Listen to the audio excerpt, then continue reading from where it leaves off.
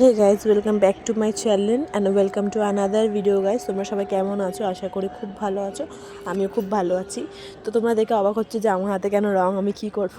না গাইজ, আমি কিছুই করব না। আমি করবো এই রঙ দুটো আমি আমার বাড়িতেই ছিল। তো এই রঙ দুটো দিয়ে আমি শিবরাত্রির আগের দিন আমার মাথায় হট করে বুদ্ধি আসলো যে একটু শিবরাত্রি যেহেতু কালকে, তাই জন্য কিছু স্পেশাল করা যায়।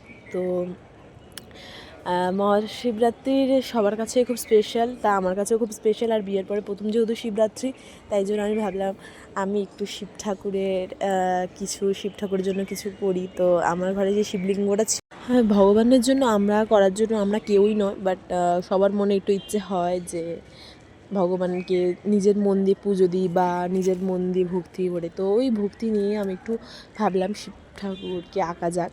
তো যেই ভাবা সেই কাজ। তো রাত্রে 12টার সময় আমি বসে পড়ি, যেহেতু 12টার পর খেতে পারবো না, তাই জন্য খেয়ে দিয়ে বসে পড়ি। আমি আগের দিনও নিরামিষ খেয়েছি, আর শিবরাত্রির দিন তো নিরামিষ খাবোই।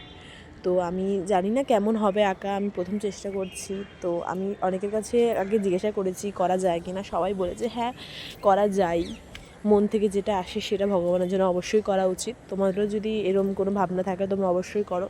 আমি অনেক ভগবান ভালোবাসি, আর আমি ভগবান পুজো দিতেও ভালোবাসি, সেটা সবাই ভালোবাসে, সেটা আমি বলে না। ভক্তি শ্রদ্ধা নিজের কাছে। তো রাত্রেবেলা আমি ভাবলাম কালকে যেহেতু শিবরাত্রির উপোস আমি করবোই, তাই জন্য একটু রাত জেগে থাকলে কিছুই হবে না। তো রাত জেগে আমি এটা করলাম। এটা দেখে এরকম মনে হচ্ছে সত্যি, কিন্তু এটা করতে আমার খুব কষ্ট হচ্ছে, কারণ যারা রং করতে পারে তাদের কাছে এটা কোনো ব্যাপার না। কিন্তু আমি কী বলবো, আমি ঠিকমতো ছোটোবেলায় পেন্সিল দিয়ে স্কেল দিয়ে দাগ টানতেও পারতাম না।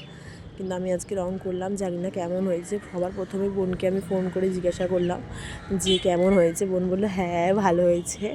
তো আমার বোন যদি এখানে থাকতো হয়তো এর থেকে ভালো আঁকতো, বাট আমার ভক্তি, আমার শ্রদ্ধা আমার কাছে।